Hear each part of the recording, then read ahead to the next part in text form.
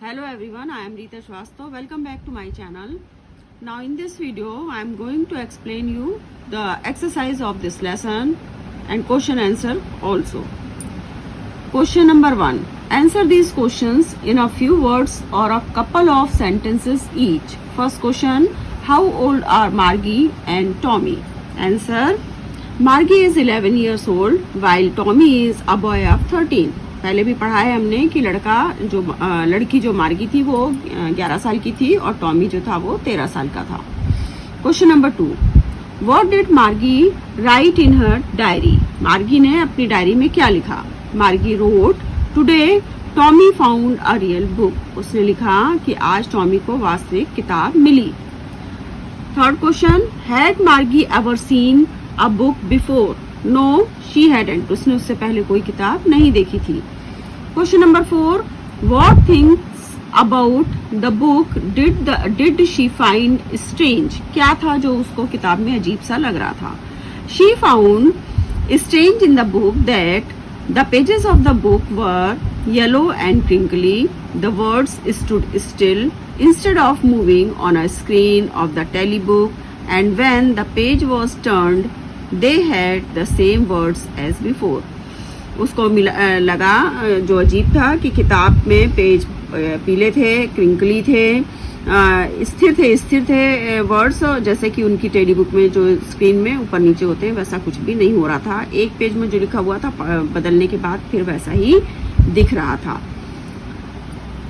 Question number 5. What do you think a telebook is? Telebook क्या है, आप क्या समझते हैं इससे? A telebook is an electronic book, also called computer, and can be read by moving fingers on its screen. The lines and words move. Telebook एक electronic book होती है. ये इसे कंप्यूटर भी कहते हैं और इसे हम इसके ऊपर उंगलियों से स्क्रीन पर आगे पीछे करके इसके लाइंस और वर्ड्स को हिला के पढ़ सकते हैं, ऊपर नीचे मूव करके पढ़ सकते हैं. Where was Margie's school? Did she have any classmates? Margie's school was right next to her bedroom. उसके बेडरूम के जस्ट बगल में था उसका school. She had no classmates. और वो अकेली अपने क्लास में पढ़ा करती थी, उसका कोई क्लासमेट उसके साथ नहीं होता था.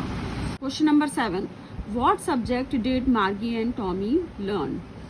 इस बुक में सिर्फ 3 सब्जेक्ट्स बताए गए हैं, इस लेसन में सिर्फ 3 सब्जेक्ट्स बताए गए हैं. वो हैं मार्गी and Tommy learned history, geography and mathematics. ये तीनों सब्जेक्ट्स दोनों पढ़ा करते थे.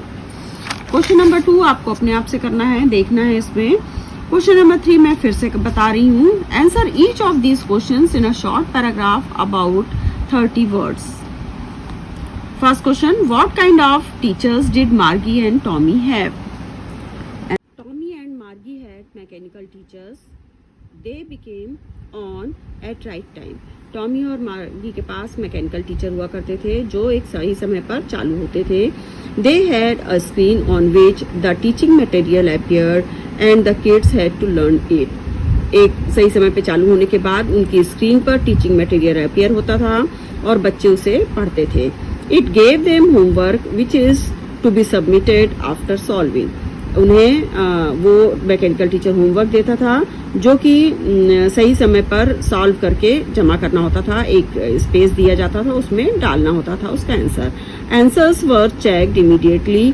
प्रश्नों के उत्तर तुरंत चेक कर दिए जाते थे. And the marks were allotted in no time. और बिना समय को वेस्ट किए जो मैकेनिकल टीचर था वो उनको उन क्वेश्चंस को चेक करके मार्क्स भी दे दिया करते थे.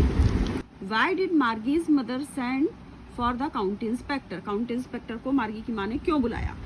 Margie's mother sent for county inspector because the mechanical teacher had been giving Margie test after test in geography and she had doing worse and worse.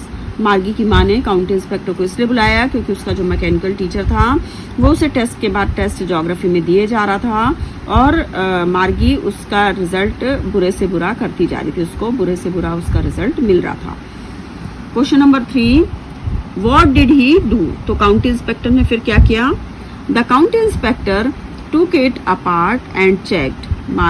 जो काउंटी इंस्पेक्टर था वो उसे ले गया अलग जगह पर, उसे चेक किया. He found that it's geography sector was set too high, उसे पता चला कि ज्योग्राफी का जो हिस्सा है इस मैकेनिकल टीचर में वो बहुत ज़्यादा हाई लेवल का है, बहुत ऊंचा है। ही रिसेट इट टू मार्गीज लेवल, उसने मार्गी के हिसाब से, मार्गी का जो स्तर था उसके हिसाब से उसे सेट किया। Question number 4, why was Margie doing badly in geography, what did the county inspector do to help her. Margie क्यों ज्योग्राफी में बुरा कर रही थी और काउंटी इंस्पेक्टर ने उसकी कैसे मदद की। The mechanical teacher was giving test after test in geography and Margie could not do nicely. Mechanical teacher geography पे टेस्ट उसे दे रहा था और वो अच्छे से उसको सॉल्व नहीं कर पा रही थी, अच्छे से आंसर नहीं कर पा रही थी। The county inspector helped her by setting the teacher right, तो काउंटी इंस्पेक्टर ने उसकी इस तरह से मदद की कि जो उसका मैकेनिकल टीचर था उसके लेवल पे उसको सेट करके उसको उसके बराबर का किया। Question number 5, what had once happened to Tommy's teacher. Tommy के टीचर के साथ एक बार क्या हुआ था। Once history sector of Tommy's teacher had blanked out completely, एक बार टॉमी के टीचर का जो हिस्ट्री का भाग था वो पूरी तरह से ब्लैंक हो गया था। क्वेश्चन नंबर 6, डिड मार्गी have regular days and hours for school, if so why.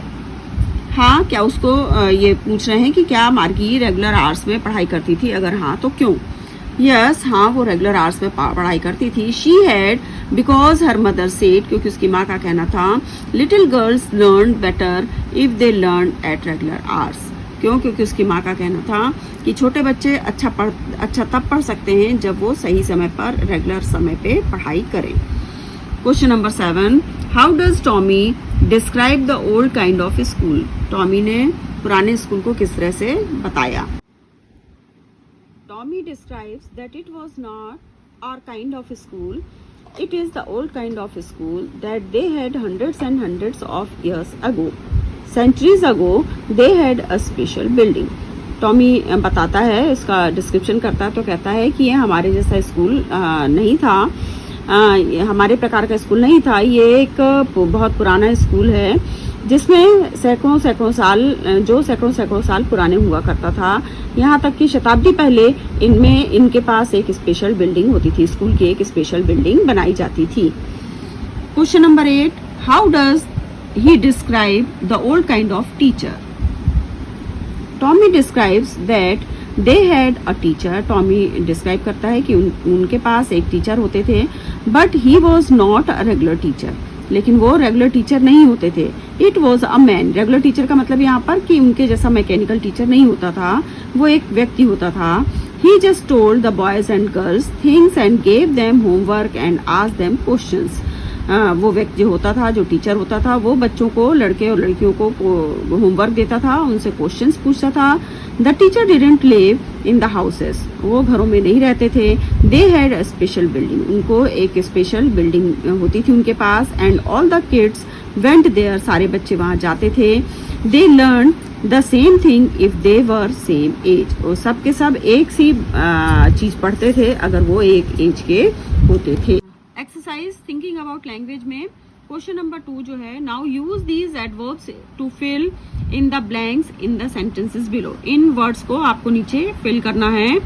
तो the report must be read आ जाएगा इसमें loftily so that performance can be improved, कि ना अच्छे से हम पढ़ें तो परफॉर्मेंस में इम्प्रूवमेंट होगा। दूसरा, at the interview Sameer answered our questions carefully shrugging his shoulders. अपना इसमें बता रहे हैं कि हमने जब इंटरव्यू जब हुआ तो समीर ने हमारे प्रश्नों का सही तरीके से, सावधानी से उत्तर दिया, अपनी कंधों को उचकाते हुए जैसे बात करते हैं अपन कभी कभी वैसे। Question number 3, fill in the blanks 3, we all behave differently when we are tired और हंग्री। जब हम थके हुए या भूखे होते हैं तो हमारा बिहेवियर बदल जाता है। The teacher shook her head sorrowfully, दुख से उसके सिर पे थपकी मारी। When Ravi lied to her, जब रवि ने झूठ बोला उनसे। I dash forgot about it, I dash 5th number पे है, कंप्लीटली पूरी तरह से भूल गया हूं मैं उसके बारे में। When I complimented Revathi on her success she just smiled awfully. she just smiled 6 number पे है nonchalantly and turned away. nonchalant means उत्साहहीनता के साथ. जब मैंने रेवती को कॉम्प्लीमेंट किया उसकी सफलता पे तो उसने ध्यान बिना उत्साह के वो टर्न होके चली गई. 7th, the president of the company is awfully busy and will not be able to meet you. जो प्रेसिडेंट है कंपनी का वो पूरी तरह से कंपनी के काम में लगा हुआ है, इसलिए उसके पास समय नहीं है मिलने के लिए. Question number 8, I finished my work quickly. मैंने अपना काम जल्दी से खत्म किया so that I could go out to play, ताकि मैं खेलने जल्दी से जा सकूं. Next and last exercise, make adverbs from these adjectives. Adverb बनाना है जो ILY लग के बनते हैं. एक्सरसाइज जब आप बुक की पढ़ेंगे इसमें तो आपको पता चलेगा. तो एंग्री का अगर हम एडजेक्टिव बनाएंगे तो वो एंग्रीली हो जाएगा, ANGRILY. मैरी का मैरीली, इजी का इजीली, टाइड का टाइडली, हैप्पी का हैप्पीली, स्लीपी का स्लीपली, नॉइजी का नॉइजली और ग्लूमी का ग्लूमली. तो एडवर्ब बनाने के लिए वर्ड्स में हमेशा ILY लगाते हैं हम. तो बच्चों ध्यान से पढ़ना. Thanks for watching.